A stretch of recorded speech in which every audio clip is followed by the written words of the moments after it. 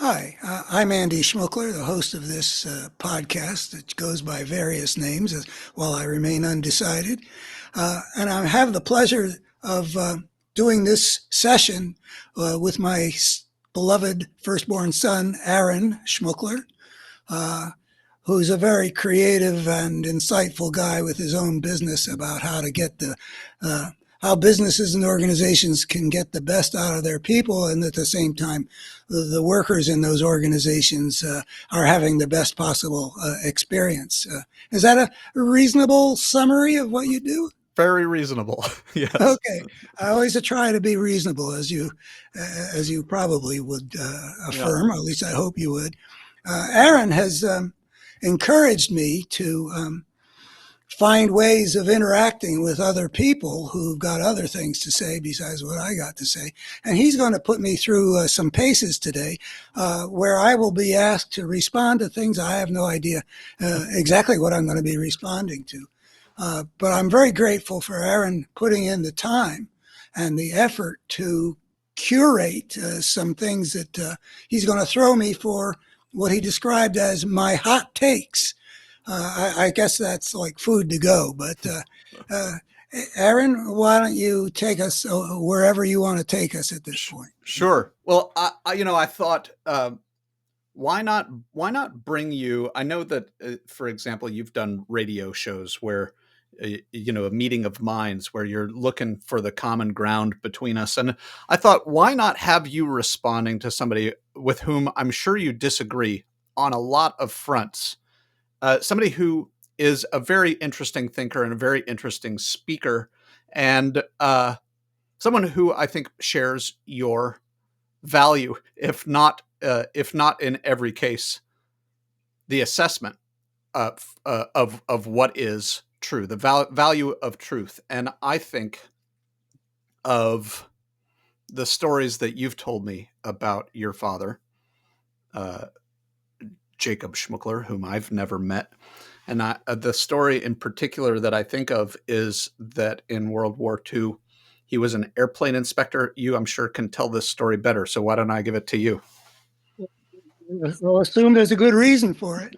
Um, my dad had a motorcycle accident not long before Pearl Harbor, and his legs stopped being of the same length so the Mm. Army rejected him, for which I have reason probably or possibly to be very grateful.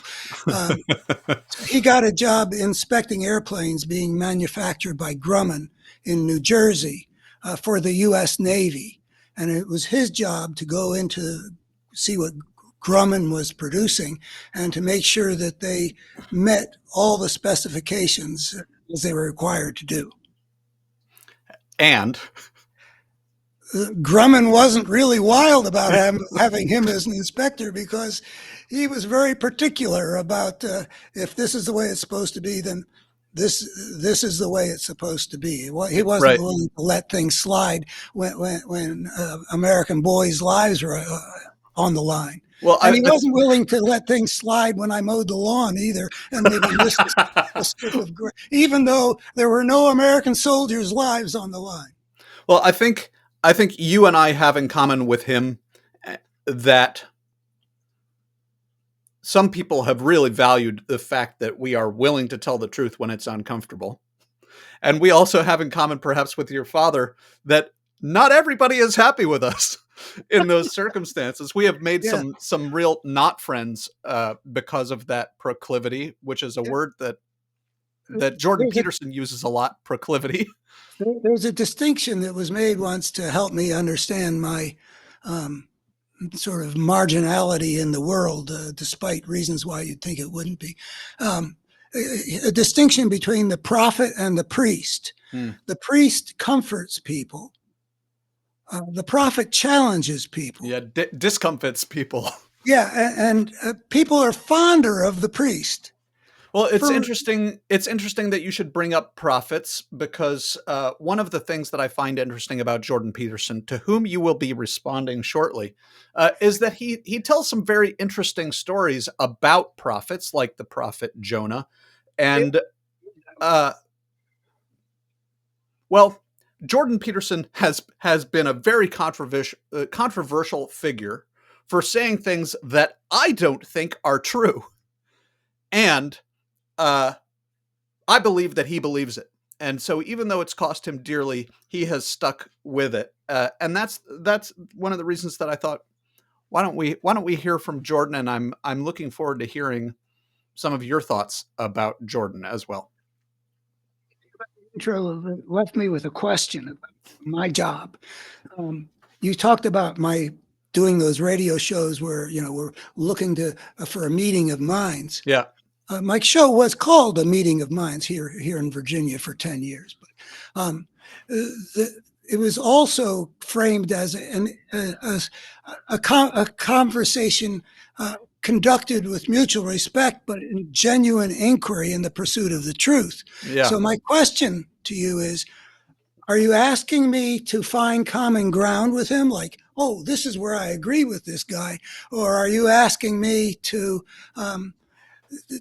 focus on where I think he diverges from the truth and what I think, or what do you got in mind? You are, as I understand it, and I think I understand it, you're a man on a mission.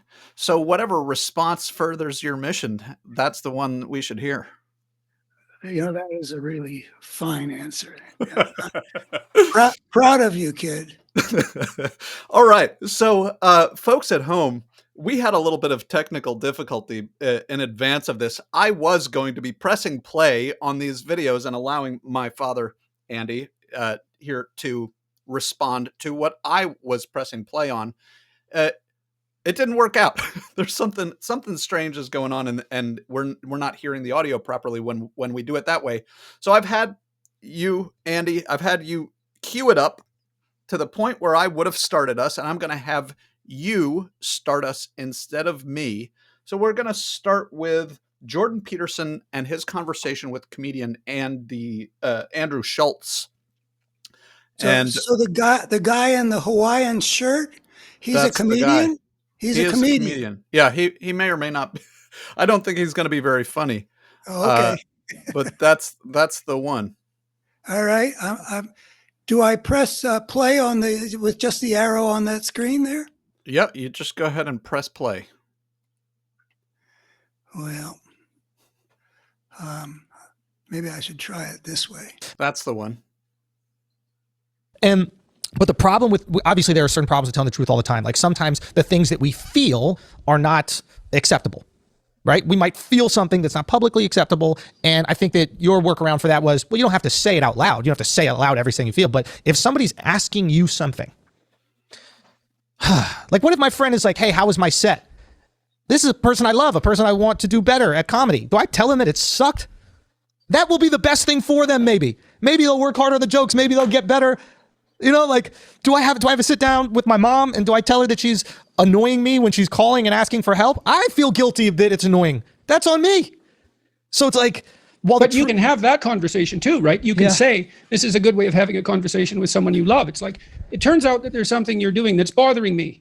But that might be because I'm stupid. Yeah. So you're either annoying or I'm stupid. Let's figure it out. Because if you're annoying, I want you to stop because I don't want to be annoyed with you. But if I'm stupid, then you should tell me because I don't want to be stupid. I'm ready to do a little bit of responding. Is that okay with you? Yeah, do it. That's how we're going to do it. I have spent a lot of energy over a long period of time on the question of honesty in human communications.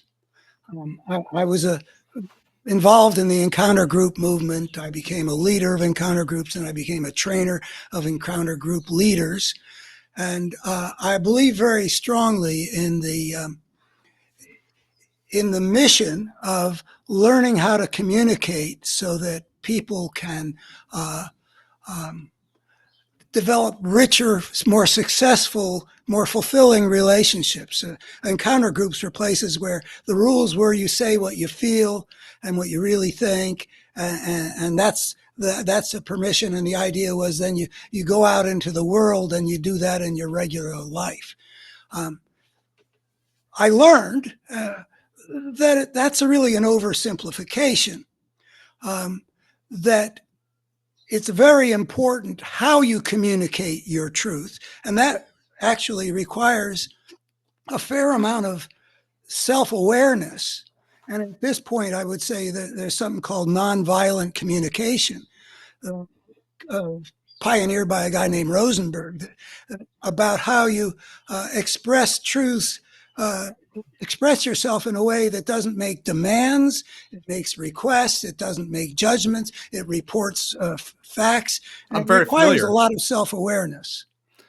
And importantly, it makes a distinction between feelings and observations and judgments. Right? It's, you made me angry is not a legitimate statement in nonviolent communication. My response to what you said, did this thing, yeah. I got angry. Right. So it gives a person permission to be who and what they are. And that's, it is also, in addition to honesty in relationships being requiring self-awareness and some skill in communication on the part of the person who's reporting something honestly. It also requires things of the person who's hearing, also that are not universal. Also tend to be, people who respond defensively to the least, challenging thing, or hear badly what's being said. You said it this way, they heard it that way. So what I learned from the encounter groups was, yeah, this is valuable, but it works in a constructive way only when the people have the requisite abilities, which are not universal. Mm-hmm. Well, and interestingly, right, we can't control how the other person is going to respond.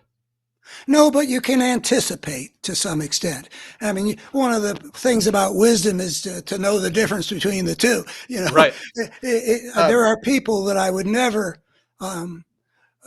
challenge in certain ways, even though it might be theoretically good for them. It won't have a good effect. Which brings to mind, I think it's a New Testament verse about pearls before swine. The idea being, I think the verse is something like, "Don't cast pearls before swine." In other words, it doesn't matter how valuable these pearls are; pigs are not going to see that. Which reminds me of some of the problems in our politics right now, and some of the challenge that I face putting out an op-ed. Not that I think I live among swine. But I do live among people who I do not expect, but would love it if they would respond to what I tell them in my truth-telling mode in a way that helps build greater goodness and clarity and truth in America at a time when we're very much in danger of going down the tubes. Well, and if I cast that metaphor of pearls before swine in the most generous possible fashion, it could be that you could imagine that swine are not inferior. They simply don't recognize pearls as inherently valuable. And I think about, my brother, Nathaniel, your son, showing him a beautiful design made of red and green is not really going to be productive because he's colorblind. True. So I'm willing to go back to let's do it. Jordan Peterson here and see what else they got to say. And that's like you can tell the truth without claiming omnipotence. It's not that you're right. It's just that that's what you think. And so, but you do want to be corrected if you have any sense, because why would you want to lug your stupidity forward? Yes. Apart from the fact that it's painful to confront. I mean, and it is. Yeah. But it's not as painful as lugging it forward. So then you're stupid forever. That's not advisable. Unless you think that's an advantage. But stupid is disadvantageous by definition. Yeah. Right. So we call stupid persisting at something that's disadvantageous without learning. Right. So with your friend, if you have a friend and he's attempting to be a comic, and you have to assess why he's asking you. Yeah. Now, if he's asking you for a pat on the back, then maybe, you're sensitive enough so that you realize that he needs a pat on the back, and then you think about some thing that you could do that would offer him a pat on the back. But if he really wants your opinion because conversation is ambiguous and it isn't Yes. always clear what people are asking for. Yes. Because maybe your girlfriend says, "Do you like this dress?" and she really means, "Do you love me?" And when you say, "Well, it makes you look fat," then she thinks that means you hate her. That's not really sophisticated truth now, is it? Right. Because of the ambiguity. But if you go shopping with your wife and she's trying on 3 dresses and she asks you which one you like, well, maybe you could tell her because you're going to have to look at it. Maybe you're going to have to be happy taking her out, and maybe she needs your opinion. And like, it's tricky, but that is true. It's like being able to decipher what that person is truly asking, right? That is so true. If the person just wants a compliment, then the truth of that moment would be either satisfying that compliment or not, right? This is often true, obviously, like with a spouse, girlfriend, but that is so true. Yeah. You can still live in your truth almost within a lie. It would be a surface level lie, but an under the surface truth because that happens a lot. People call those white lies, and I would say like a white lie is better than a black lie, but it's not as good as the truth. Right. So, and I would say even in situations where you're called on to manifest a white lie, it's still better if you can come up with something that isn't true at one level and false at another. To keep it true all the way down. Right. Sometimes. So I'm coming back, Aaron. Yeah, there you are too. I'm sort of feeling like these guys are a little bit flailing around. That there could be more clarity about, below the level they're talking about. There's the question: what are you trying to achieve? I have a morality, which sort of what should I do gets a fairly clear answer, or at least a preliminary answer, which is what's going to have the best consequences in the world. What can I do in this situation that will make things better? Not that that's easy to judge. I don't, in terms of the consequences of your action, you just got the best judgment you can. But that's what I think you should do. And then there's the fact that I'm also a selfish person, that I also, when I say what will make the world best, there's also what will be best for me in my pursuit of happiness. And they're not necessarily completely identical. And so one wrestles with, well, how much are you entitled to? The best thing for me to do is not to burn any fossil fuels, but, for me, there's certain things in my life, like getting groceries and stuff like that, that weigh more heavily than, thinking about the 8 billion people on this planet and the biosphere and all that sort of stuff. So those are the kinds of questions. So when they're talking about what are you going to say to your comedian friend who I guess I didn't hear the beginning, but maybe he wants to be a stand-up comic and maybe he has no future, or maybe he needs to improve, or maybe he's got the potential to be somebody. So are you trying to make him feel good? Because that's a good. Are you trying to help him achieve his goals? Because that's a good. You got to judge what can be achieved here. Yeah.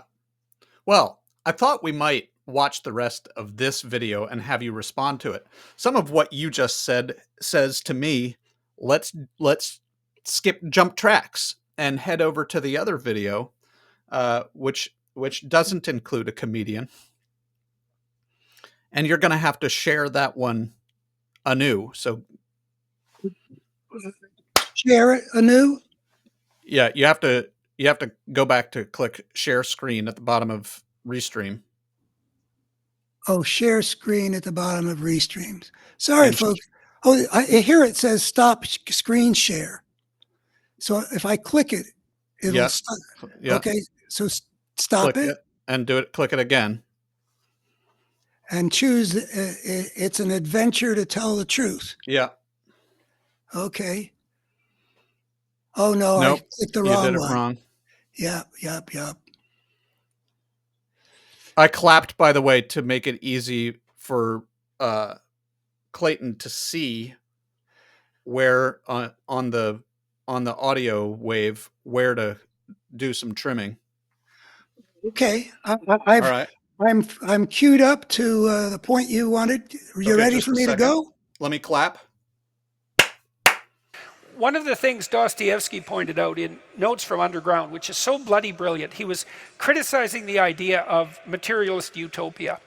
He said something like, well, imagine we made our materialist utopian dreams come true and everybody had enough to eat all the cakes they wanted and enough to drink and nothing to do, he said, but busy themselves with the continuation of the species. And we were so pleased that we emitted nothing but bubbles of bliss. He said, human beings were so damn ungrateful that the first thing we do is take a stick and smash up all that comfortable prosperity just so that something unexpected and provocative could happen. And that... Again. What's that? Come in again. Yeah, you don't have to tell me that. As soon as you pause it, I know I'm. You said a little while ago that I'm very bright. It turns out you're right, and I can tell by that you're pausing it that you're ready to respond. He talks about a materialist utopia that he says that Dostoevsky is critiquing, and I it's been a long time since I read Notes from Underground, so I'll just accept that that's what Dostoevsky. It seems clear to me that I hope that where he's heading is to say that Jordan Peterson, that man does not live by bread alone. To use another New Testament line, human fulfillment is not the product of just fulfilling our animal needs of food, water, air, shelter, sex, whatever you want it to make the list of, basic continuity of life stuff. That we are not just creatures who live at the material level in that sense.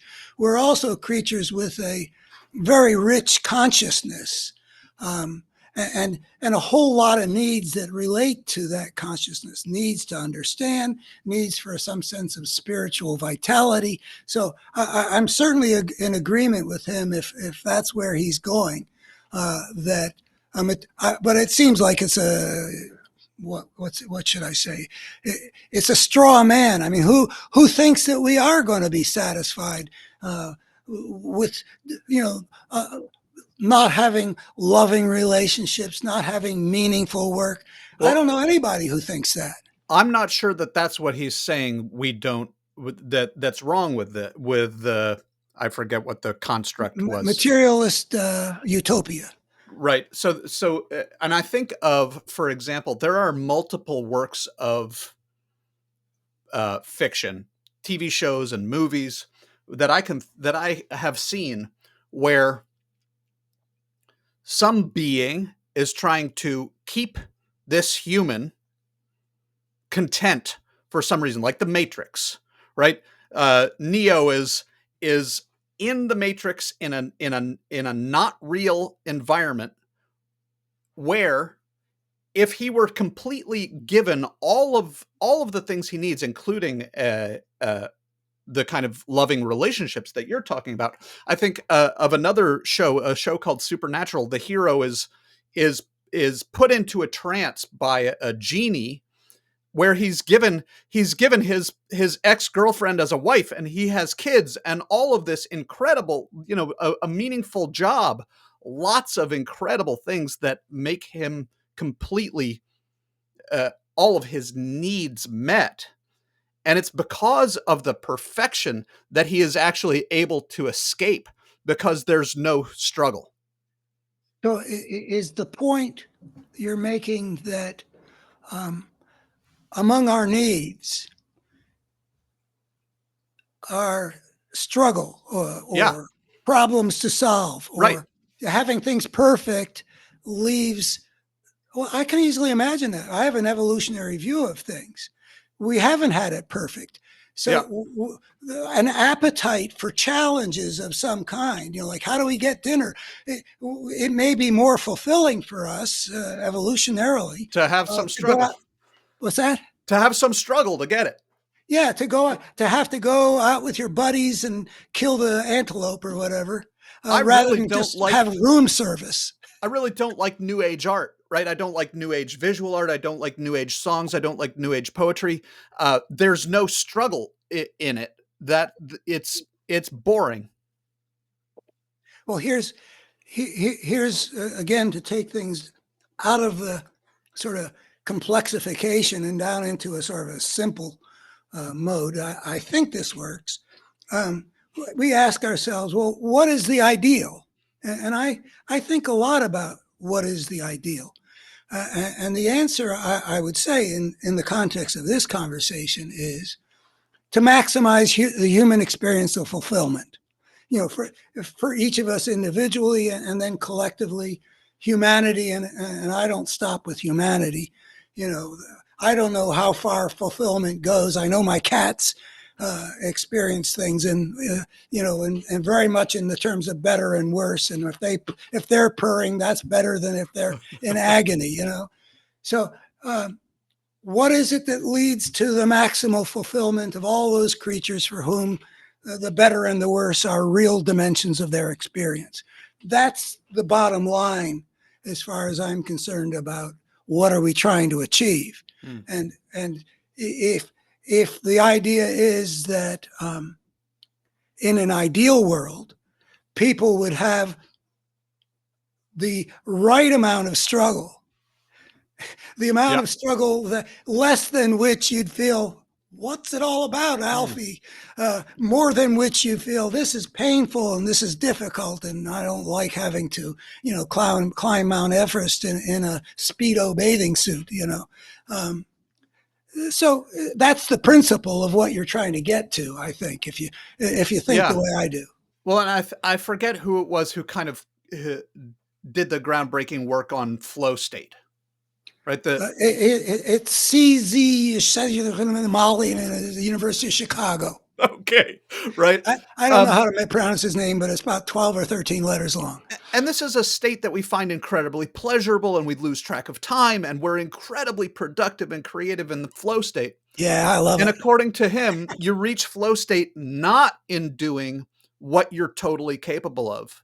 You reach flow state in doing, and I don't know where they come up with this number, but when you're stretched about 10% beyond your already capacity. Particular wrinkle on the flow. I used to study the flow state because I wrote a book, which you can find on my website, abetterhumanstory.org. There's a portal down below about the experience of meaning.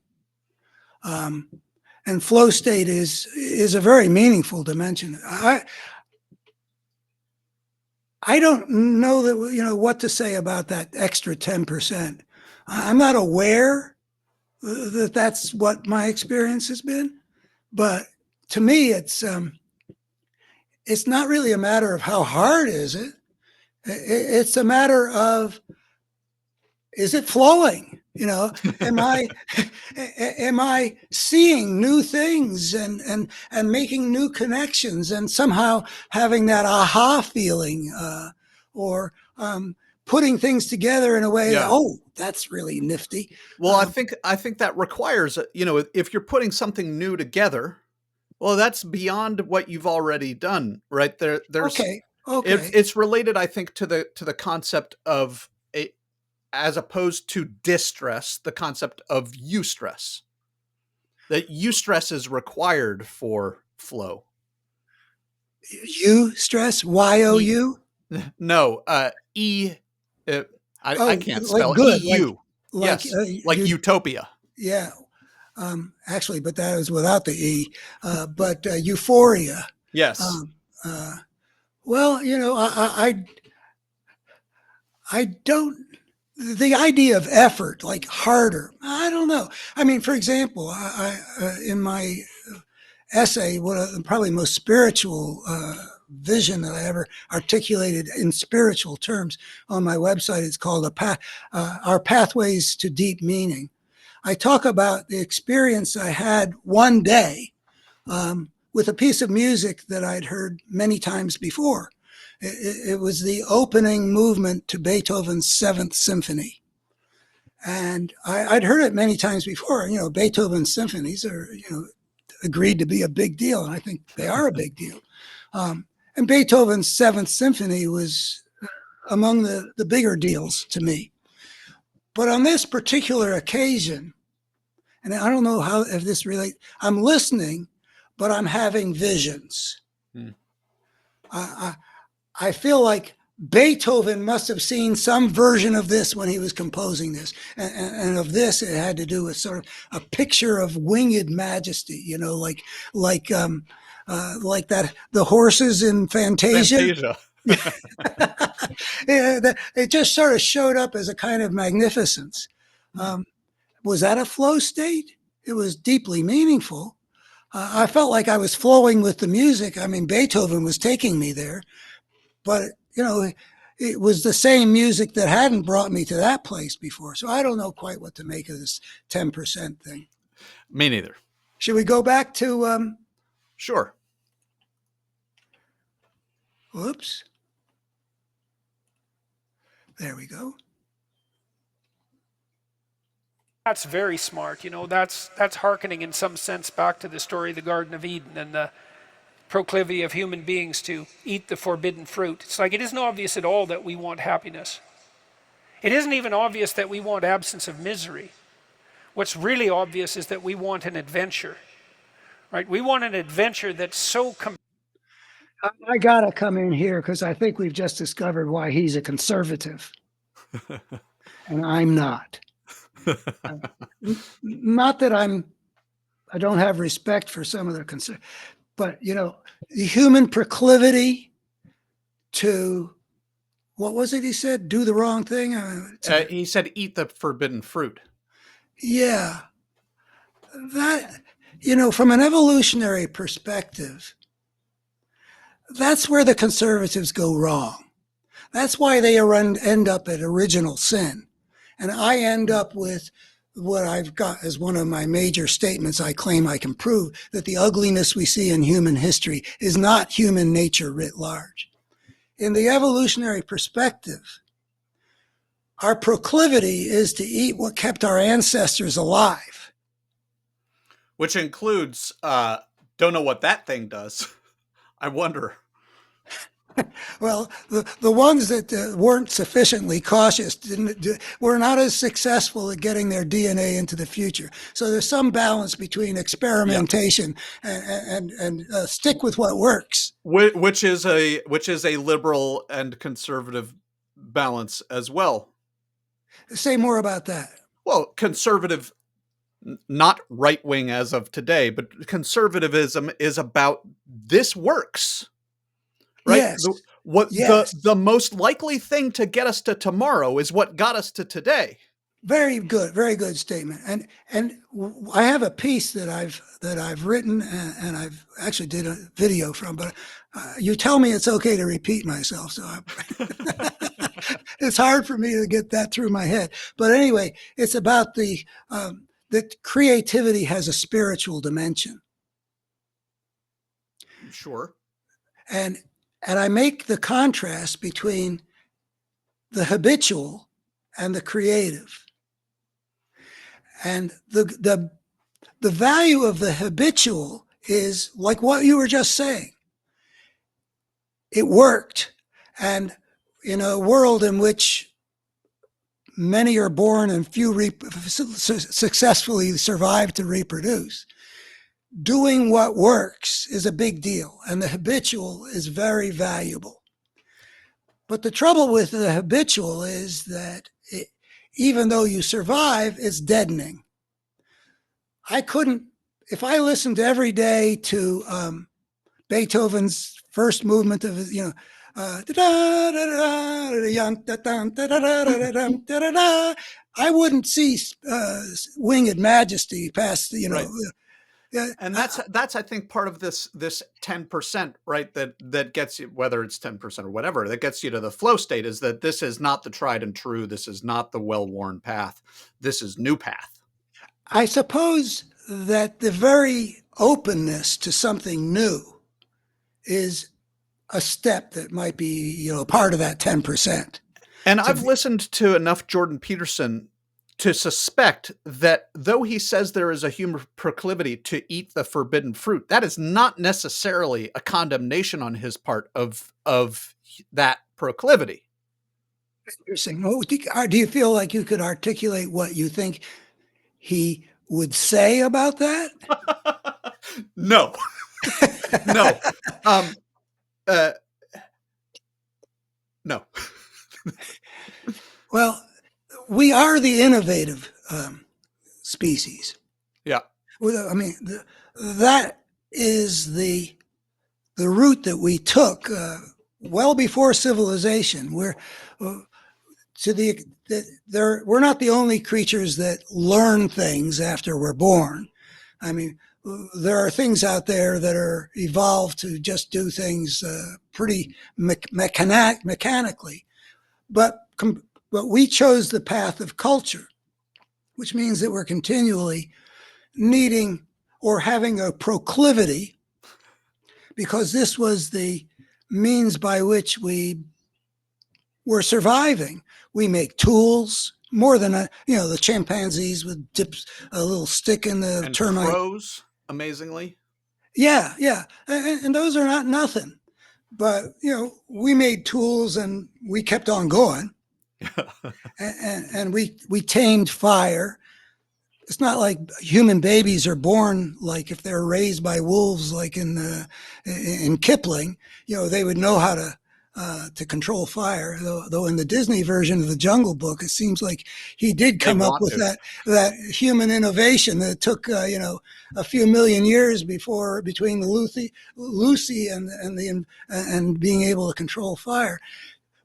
But then we stumbled onto the path of civilization, and as you know, that's where our innovativeness got us into real trouble. But innovation is, if that's forbidden fruit, I don't think of it as forbidden fruit. It's just that there's a danger when you take innovation out of the natural order and you start creating certain kinds of anarchy, and that generates forces that are regrettable. Yeah.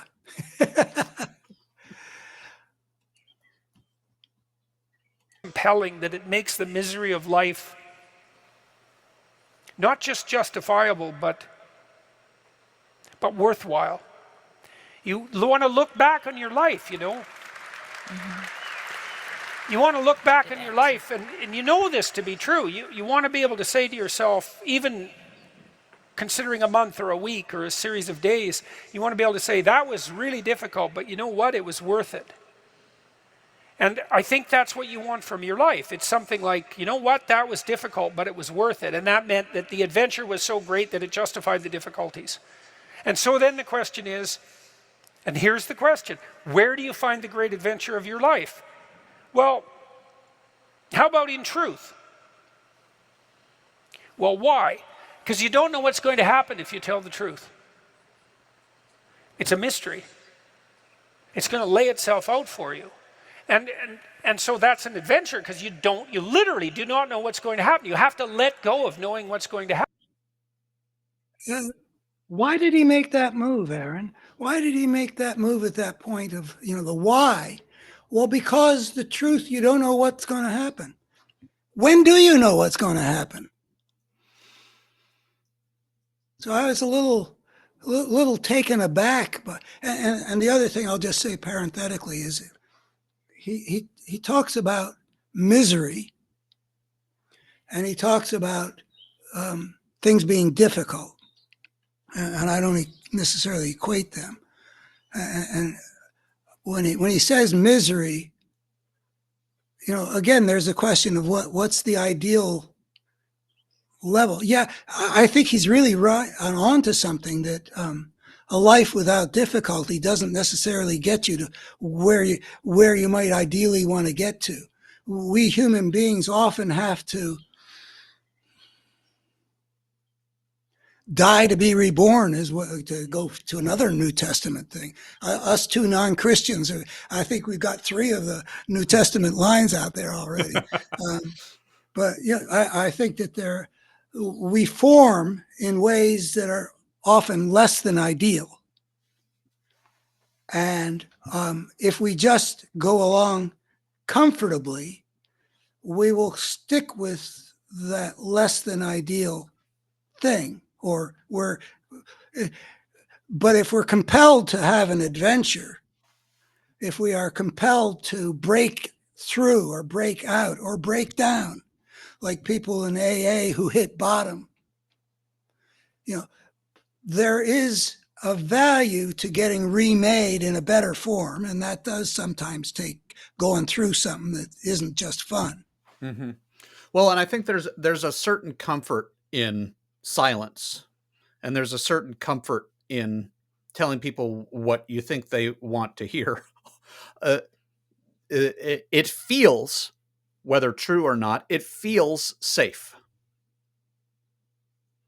And so what I hear Jordan pointing to is that, and he'll get into this a little bit more. The truth is yours, right? Whatever you believe, that's yours, and there is risk in putting forward yourself, and you don't know what's going to happen, and that is your adventure. He'll say in a little while, at least it's you. Well, he and I think what you're conveying is that however universal his proclamations should be regarded as, and I haven't figured out what I think about that, he and I do have in common that we have both undertaken the challenge of being truth tellers. Yeah. And made that the adventure of our lives, in his phrase. I'm imagining that was part of your concept in bringing him. Should I go back to him? Sure. Do you have anything you want to say at this point? Nah. Okay. Happen. And so then you have that adventure, and then what is also the case is that it's you that's having the adventure. Right? Because if what you're doing is living in truth, that's you, that truth is you. And so that means that whatever happens when you tell the truth is your adventure. And then you think, well, I'm using deception. It's like, well, maybe you are, but maybe deception is using you. And then maybe it's the spirit of deception that's having the adventure of your life. And then you might ask yourself, well, why are you so miserable and unhappy? And the answer would be, well, the spirit of deception is having the adventure of your life. You're not even there. Because if you're not living in truth, you're not there. Obviously, what's there is the spirit of deception. And you might think that's your deception, but I would be very careful about thinking that, because there have been centuries of meditation on the nature of the spirit of deception. And the answer isn't that the spirit of deception is you. The answer is that the spirit of deception is something that possesses you and convinces you that it's you. And that's not something you want to fall into the clutches of. So Coming back, as much as I'm a devotee of the truth, at the moment, I'm hearing him be a little bit, like there are many. Our Father's house has many mansions. 4, we're up to 4. The truth is really very important, and deception is, well, just look around our world today and look at American politics today. And the lie has become very powerful, and it's consistently destructive. And fascism is consistently using lies wherever it has occurred in the last century or whatever. So that is a big deal. But it's not the only big deal. And the opposite of, the absence of, pursuing the truth isn't necessarily being wedded to deception. It can be simply not focusing on speaking the truth or conveying the truth. I think about, as you know, I have somebody in my life who has a very loving spirit that she brings to her interactions with. She's also a very honest person in our relationships. The truth is, pretty, but she doesn't insist that, that her adventure has to be all about, putting out the truth wherever she goes. And she makes good, heart-to-heart contact with other human beings, and that is an adventure too. I've lately I had cataract surgery and have had contact with people who work in the medical profession, and there are people who come in to your room and they're nurses and such like that. They don't necessarily engage you in profound truth-seeking Well, conversation. I don't at all hear him saying you've got to be saying whatever is most profoundly and challengingly true. If we think back to the last conversation, he was saying if what you're hearing from the other person is some need for a pat on the back, he's not saying manufacture something nice to say that you don't believe. He says look for what pat on the back can you give them. He's got 12 rules for life, I think, and one of them is don't is tell the truth, and then in parentheses, or at least don't lie. And because I can experience this in my own life, that there is a certain, if I do practice, when I do practice deception, that there is a certain leaving of myself behind. You feel that. And I'm tethered to that moment of having chosen deception or having chosen not to say what was true, that I was in some way by my own psyche required to say, though I chose not to, and I'm tethered to that moment. And it makes it impossible, until I rectify that, it makes it impossible for me to actually be present. And I think that is what he's talking about. Not that you've got to go forth and say the hard truth all of the time. No, I think you. I understand. I mean, I accept all that you're saying, except that it doesn't. I don't think reflect that I conveyed successfully what my point was. So I'll try again on that. I can see that this Jordan Peterson guy has been working very hard to come up with truths and has made it the adventure of his life to be telling those truths. Okay. And I identify with that. What I was saying is, I thought that he was indicating that having one's life be one's own true adventure was about telling the truth, as it is probably apparently for him, and a lot is true for me too. And I was saying there are other paths to making one's life an adventure. Like if you're a nurse, going in and having an interaction with each patient that you deal with in a way that puts them at ease, that makes them feel cared for, that kind of. I've encountered some people who seem to have that gift, and I think that their life is an adventure too, because they're having genuine human exchange in a dimension that's not about truth.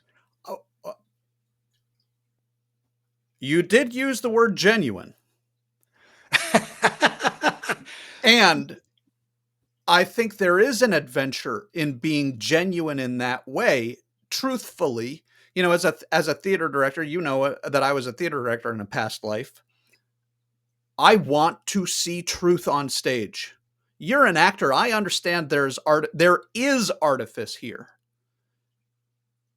The artifice is, I think it was Stanislavski, or maybe it was Meisner, two giants in the education of actors, who said that acting is something to the effect of acting is behaving honestly in imaginary circumstances. It feels real to the audience, and I think Stanislavski would say it's got to feel real to the actor. It is real. The circumstances are not real. The response is real. Okay. And I'm willing to accept your.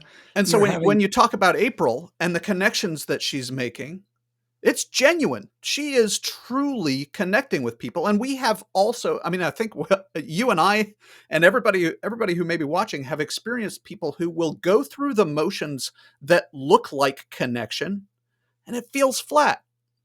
Okay, so we've got genuine, I might put on the table to consider real. I mean, do you feel, is she being real? That kind of a Yeah. thing. And we've got truth. And I can see that there's a kind of a through line. My guess is that there's not an identity there. That I would venture to define truth as saying something that is valid about reality. Now, if the nurse comes into the room and she is genuinely there in a caring spirit, so is that saying something valid about reality? I think that's stretching it some. But anyway, I am big on the truth, and I'm willing to go back and see what else he's got to say, unless you want to No, weigh let's in. do it. Okay. I always make the same mistake. When I was younger, I didn't do that. Okay.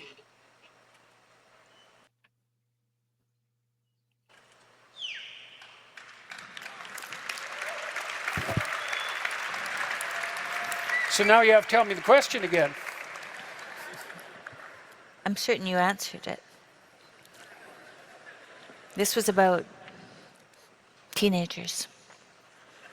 Oh, yes, yes. Well, back to the teenagers. Do you not want to go to college, or are you just lying about being lazy? So that's a question, and we can ask ourselves that question. And as I said, on the teenage front, craft a vision, craft a compelling vision. That's really what we are as human beings, is we're visionaries. That's how we confront the horizon of the future. We meet the horizon of the future by crafting a compelling vision. And your vision might not involve a college education, but it should be a vision that makes you think, if I could make that come true, it would justify the trouble that it would take to manage it. And I think that's the right attitude to take towards your life. And we're all going to have our crosses to bear in the most fundamental manner. We all have to deal with the catastrophe of mortality. And I think we all have to deal with the reality of hell. And you can think about that religiously or not. Political hell will do for hell as far as I'm concerned. We certainly saw no shortage of evidence for that in the 20th century. And we all have to contend with that, right? The reality of mortality and the reality of hell. And then we all have to contend with the fact that we have to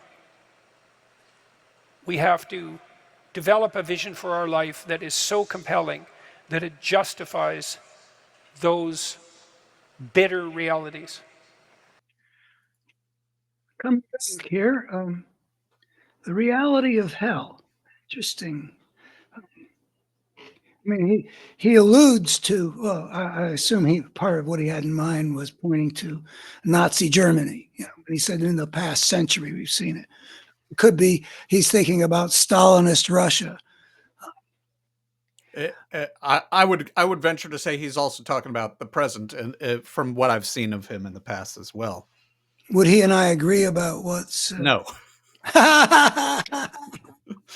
Yeah. So one of the questions which arises in my mind in terms of what do I have in common with this guy and what do I not have in common? Because I keep on getting this, I keep on getting this right-wing flavor, sort of a substrate in his thinking, which is at odds with some of the fundamentals in my thinking. Not that I would disagree. I mean, if he's thinking about Nazi Germany and Stalinist Russia, I mean, I'm sure he is. Yeah. I've heard him speak of both of them. So, what would the conversation between us be about talking about that? I would never have thought to focus on hell, which identifies, in a sense, a place. For me, and it's very central to what I think I have to offer, the man on a mission, is that I have identified a force that's operating in the human world that creates the ugliness of the brokenness that we find. Yes. Well, you've spoken, I've heard about the spirit of the gangster. And it's interesting to me that he uses some similar phraseology earlier on when he talked about the spirit of deceptiveness or the spirit of deception, that it is something that occupies you. Well, I think he said you're possessed by the spirit of deception. it reminds me, he was talking about this teenager. Do you really not want to go to college, or are you just He said, "Are you lying about being about lazy?" I heard exactly? in that, or is it actually true that you don't want to face the labor of that? Well, but there are reasons for not going to college other than not wanting to face something. Which So, he is making space for, I experienced, oh, right? Right? okay. You could not want, he said you can have a vision for the future that doesn't require going to college. What I was going to get to is, well, if somebody, a teenager, is expressing themselves in some less than honest way about such a decision, I don't know, why would you lie about being lazy? I mean, maybe lying to himself, is that, but the question I would ask is, what was the nature of the formative influences that led to a less than forthright either external communication about this, where I'm coming from about this college question is such and such. Is it a lack of insight, or is it not wanting to deal with mom and dad about it? So it's a less than ideal either way. Yeah. It's a less than Right. ideal. I mean, I think he would have essentially the same message for the doctor who never wanted to be a doctor, just thought this is what I'm supposed to do because my parents, society, whatever. That was not your vision for the future, young man, young lady. I'll say something else that came up for me. He's very big on adventure, and I guess I'm probably pretty big on adventure too. If you look at the choices that I've made, I mean, definitely there were easier paths to take, but I never was embracing the difficulty for the difficulty's sake. This is going to be an adventure. It was just this is what I got to do. Let me just say that there is a choice in life that not everybody has to make the same way. How much adventure and how much security. And different people are put together different ways with different degrees of, like the people who go do these 100-mile bike races or something like Yes. that. Right. They're not a random group of people. They're people for whom testing their physical limits is sort of it's the path that's open before them. Not everybody should be on that 100-mile race. It's not necessarily a cop-out to say life isn't just an adventure. It's also, like the hobbits like it. They do get put onto an adventure, and they're very resistant, Bilbo Baggins. Yes. He wants to live his cozy little life in the Shire, and I respect that. Right. But the occasion arises, something else is required of him, and he rises to that occasion. But if he had been allowed to just live out his hobbity life in the Shire, I don't have any criticism for him. Adventure ain't the only way you live a meaningful life. Well, and it would have been, I mean, if when you read The Hobbit, it is, except for that, it's called The Hobbit, and it wouldn't be a very interesting book if he were to have said, you know what, Gandalf, really, I'm gonna stay here. There is a moment of truth for him where he recognizes some call to do what is true. Required of him. True. Well, did you just cheat on? I mean, truth is very central to this whole discussion. So, is true the issue? Is true the right word? I would say what he's called to do, what his obligations to the wider world require of him. Do you think that there are not people who see this is what I'm called to do, and who permit the uncertainty and fear to have them say nope, Oh, yeah, I think most people do that. I or mean, even no, that's not what I'm called to do. well, yeah, like your guy Jonah the prophet, There you who exactly right. who And is God calls to go do this mission, and nope, no not for thanks, me. that's not a job I want. Yeah. Yeah. Well, So when you're called, apparently it matters whether you answer the call. and so if I understand Jordan correctly, there is a certain respectability perhaps in saying that is the call and I'm not going to do it and let the chips fall where they may. But what is it called? The psychological term where your actions don't line up with your beliefs, and so you The cognitive difference, dissonance, right? The cognitive dissonance does not allow us uh, to believe that this is true for very long while doing something else. well, I don't know if everybody has to answer to everything they can see that they might do. I'm a fan of Westerns. And our heroes are always the guys that deal with the bad guys and ultimately triumphs, like Marshall Kane in High Noon. Um, but we've we always have a lot of people who are not good enough with the gun to really for it to be prudent. A husband and father of children to go up against Jack Palance, in Shane or whatever like that, they're going to Yeah. just get killed. And then where's their family farm going to be? You know, Yes. Well. Uh, I mean, arguably, those people that I mean, are you called to defend when you don't have that skill? yeah. I think you know the story of what my dad said when I was born. Well, I'm sensitive to environmental things, as are you. Yeah. And back in 1946, they put stuff in the eyes of baby. It had something to do with, in case the mother had syphilis, which mine did Right. not. Yes. And because I'm reactive, my eyes got all puffy and stuff like that. So my dad's standing there at the window, uh, looking at the various bassinets, and this other new dad comes up next to him, and he points to me, and he said, "Look at that kid. He looks like he's been in a fight." You know where this is going? No. Yeah. So my dad turns to him and said, "Yeah, but you should have seen the other guy."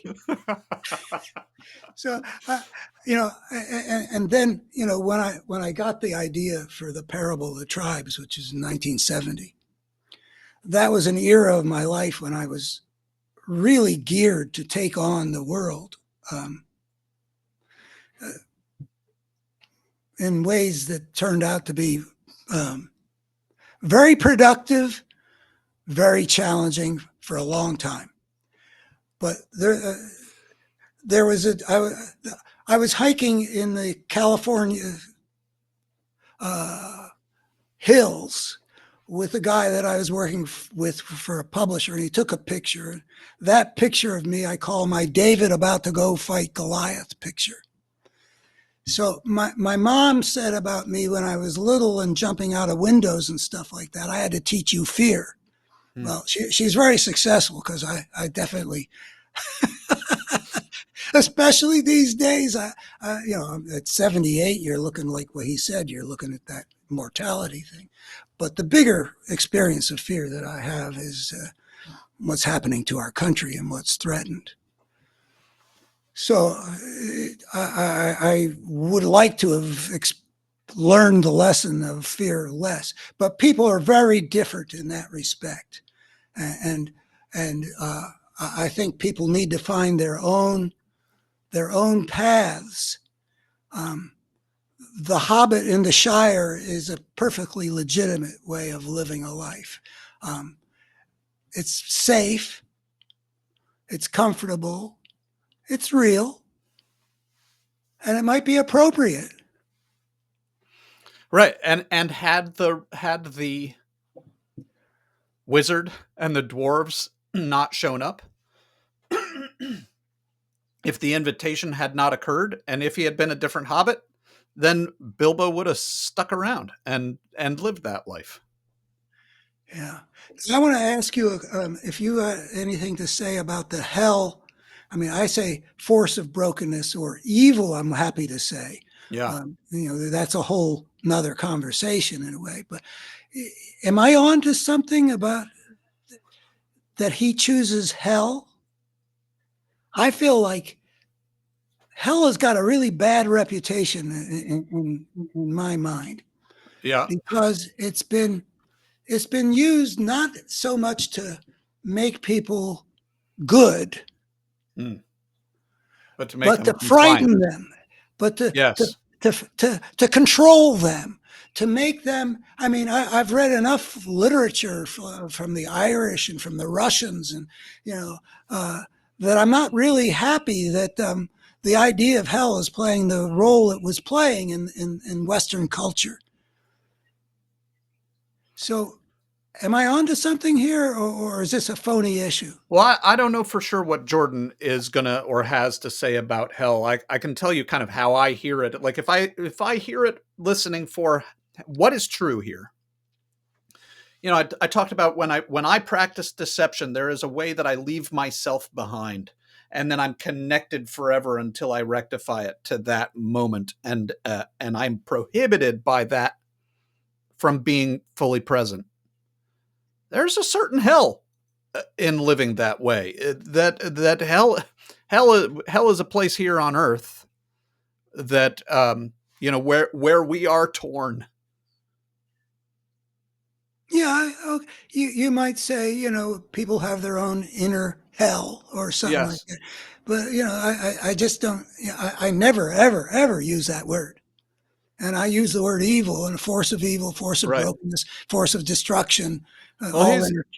Jordan's a pretty biblical dude, although he has different from the if I go to my Jewish roots, from the pshat, the straightforward standard transcript meanings for things.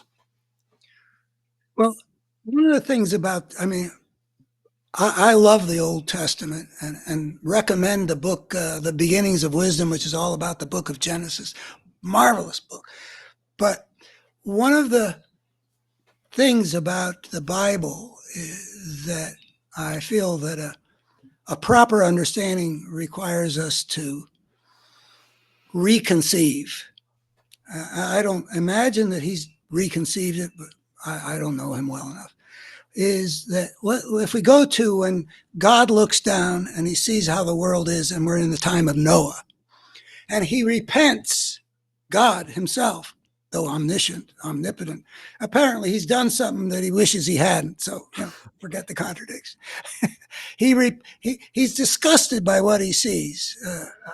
The human world has become, and he commits to destroying it because these creatures are worthy of punishment, just like Sodom and Gomorrah get wiped out by God's wrath too.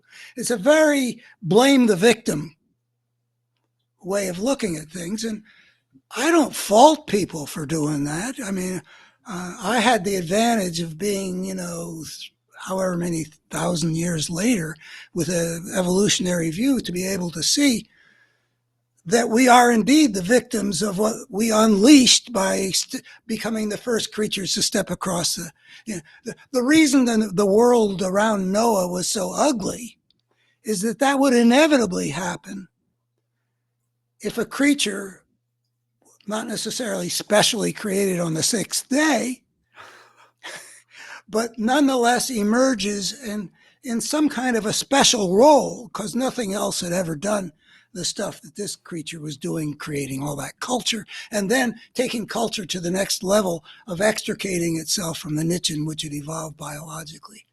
So I'm still, my sense of smell, and with this guy Peterson, I really appreciate his intelligence, and I think I appreciate an integrity there too. But I think he's very bought into some fundamentally wrong ways of seeing what all has transpired in the human world where he doesn't get to the root.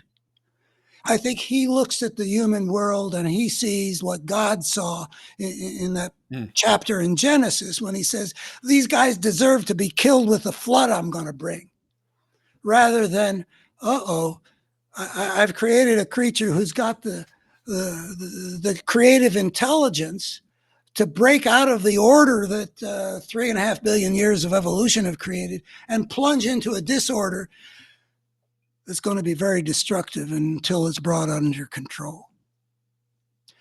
Not to see it as hell. It's not hell. It's what happens when a force is unleashed that has to be brought under control. I don't know what he would say is the source of hell. I don't either. But I bet it would be a conservative's answer. You know, if people are poor, it's because they don't have character. I don't know whether he would say that. Yeah, I don't know either. But I've encountered it in the conservative world. As have I. I will never forget walking with my then, I don't know, 3-year-old daughter on the docks of Olympia, looking at boats. Right, there are all these boats, some antique boats, some that are there, open to the public, and a particular yacht. And we were walking by the yacht, and she was asking me questions about the yacht. Some very nice man said to her, if your daddy works hard, he can have a yacht like this too. What's that? What chutzpah? I mean, it was to say to a little girl in the presence of her father, if you want that, make if sure you don't get that, it's your father's fault. Yeah. Oh, man. Right. Yeah. I mean, as if he works as hard as many of the folks who are poor, right? I mean, look at the leisure time he's got, for one thing, and for another thing, as if that's the choice for everyone to make. Both very strange assertions. Well, it does sort of bring to mind how one of the things about the human mind is such that it can develop in so many ways that from one human being to the next, you virtually can move from one kind of world to a whole different kind of world. It's, it's nice when we can create overlaps and share a world. But I think that this guy that you just described you would have to do some work to find where your worlds overlapped. Well, I've got to wrap it up. All right. Well, I really appreciate your taking the time to help me meet Jordan Peterson, talk about the truth and evil and hell, talk about human fulfillment and all that stuff. I mean, next time we'll have to find something, not so trivial. Right. Yes. All this frivolity. Yeah. Well, thanks a lot, Aaron. Love you, kid. Love you too. Bye-bye.